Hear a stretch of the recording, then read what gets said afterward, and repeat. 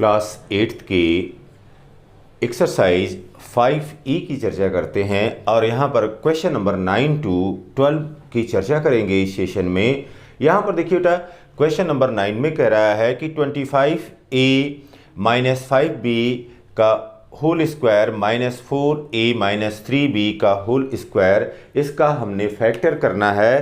तो यहाँ पर सबसे पहले इसको रीराइट कर लिया जाए। इसको क्या लिख सकते हैं? इसको लिख सकते हैं 5, फिर ब्रैकेट में A माइनस 5B और इसका होल स्क्वायर लिख सकते हैं। फिर माइनस, अब इसको क्या लिख सकते हैं 2, फिर ब्रैकेट में A माइनस 3B और इसका होल स्क्वायर।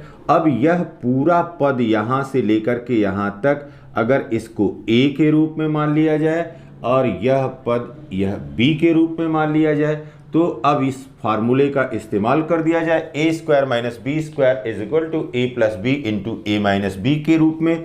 तो अब यहाँ पर यह हो गया 5 इंटू फिर A माइनस 5B प्लस फिर 2 into and A minus 3B, यह एक ब्रैकेट में हो गया। फिर अब इसको लिख सकते हैं मल्टीप्लाइड, गुणे। फिर दूसरे ब्रैकेट में क्या आएगा? दूसरे ब्रैकेट में यहां पर हो जाएगा 5 into and A minus 5B, फिर A माइनस B हो जाएगा, यहां पर हो गया माइनस और 2 इंटू A माइनस 3B के रूप में। ठीक बाबू, अभी इसको आप भूल जाइए। अब यहाँ पर यह बराबर हो गया, अब इसका मल्टीप्लिकेशन जहाँ पर जैसे है कर लिया जाए। ये हो गया 5A माइनस 5 25 25B, फिर देखिए यहाँ पर अब यह हो गया प्लस 2A, फिर 2 का गुणा यहाँ पर हुआ तो माइनस 6B, यह पहले ब्रैकेट में हो गया। इसी तरह से दूसरे ब्रैकेट में देख लीजिए, यहाँ पर हो गया 5A माइनस 25B, फिर 25B। अब देखिए बेटा यहाँ पर माइनस 2A, फिर देखिए माइनस और माइनस यह प्लस हो गया और 2 तिहाई 6B हो गया। अब देखिए बाबू यहाँ पर 5A है, यहाँ पर 2A है, तो 5A 2A यह बराबर हो गया 7A। फिर यहाँ पर माइनस 25B है, यहाँ पर माइनस 6B है, तो 25 6 31, यहाँ पर माइनस 31B के बराबर हो गया। तो पहले ब्रैकेट में हमको मिल गया 7A माइनस 31B। फिर यहाँ पर देखिए 5A है और माइनस 2A है, तो यहाँ पर अब ये हो गया 3A। फिर देखिए माइनस 25B है और प्लस 6B है, तो यहाँ पर हो गया माइनस 19B के बराबर। तो हमारा जो फैक्टर मिला वह इतने के बराबर मिल गया, 7A minus 31B into 3A minus 19B के बराबर। अब यहाँ पर देखिए क्वेश्चन नंबर 10 को देखते हैं। यहाँ पर क्वेश्चन नंबर 10 को देखते हैं। अब इसमें कह रहा है कि 16A raise to power 4 minus 81B raise to power 4।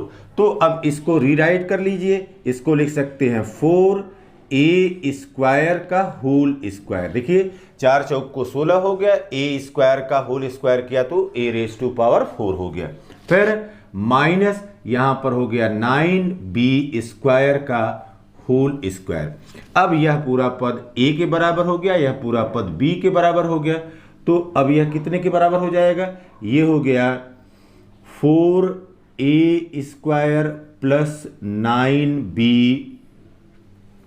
Square, 4A square plus 9B square, यह हो गया A प्लस B। फिर देखिए बेटा इनटू यहाँ पर 4A square minus 9B square, यह दूसरे ब्रैकेट में हो गया, तो A plus B into A minus B हो गया।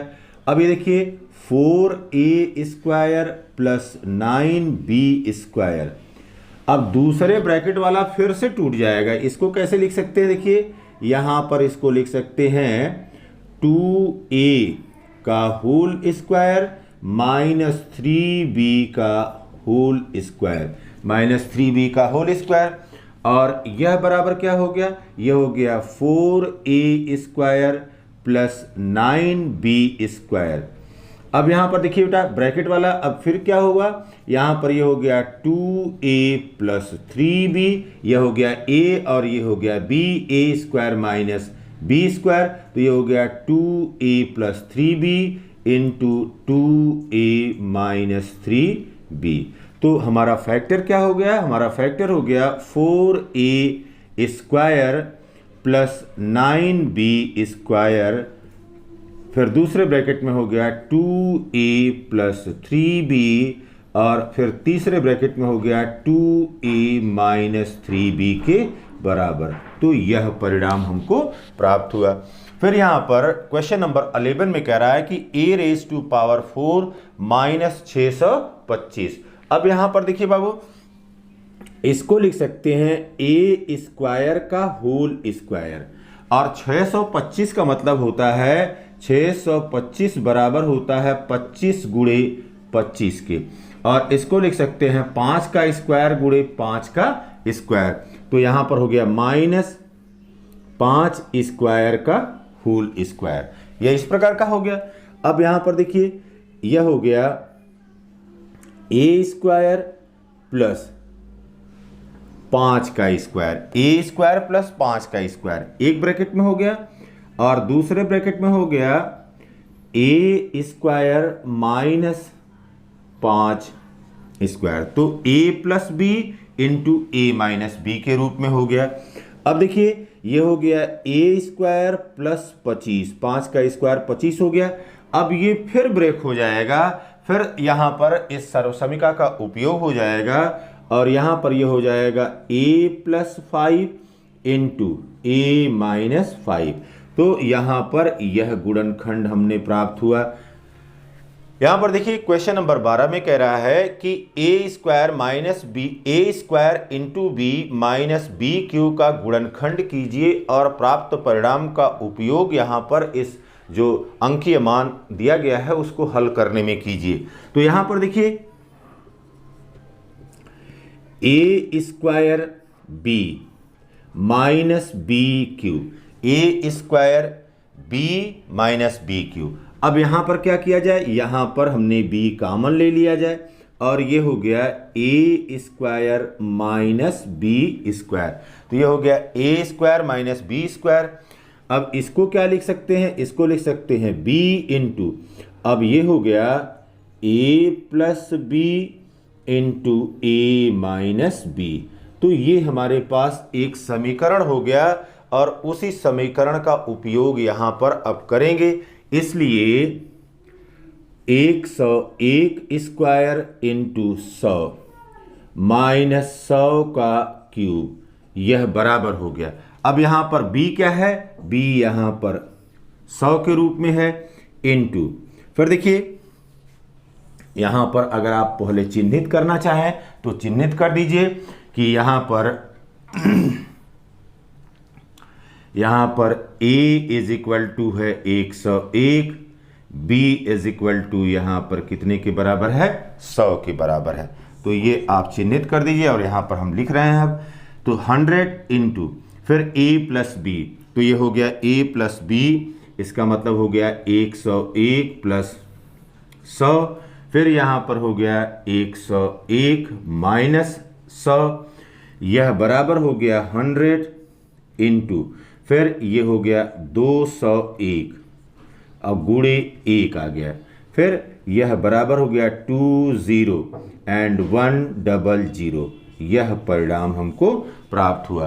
तो जब भी फैक्टर करना होता है तो फैक्टर करने के लिए आपको बताया हुआ है कि जो भी एल्जेब्रिक एक्सप्रेशन दिया गया है उस एल्जेब्रिक एक्सप्रेशन को पहले आइडेंटिफाई करेंगे कि किस प्रकृति का है, और जब आइडेंटिफाई हो जाएगा कि किस नेचर का है, किस प्रकृति का है, तो उसी प्रकृति की उसमें सर्वसमीका का उपयोग करते हुए आप बड़े आसानी से फैक्टर कर सकते हैं।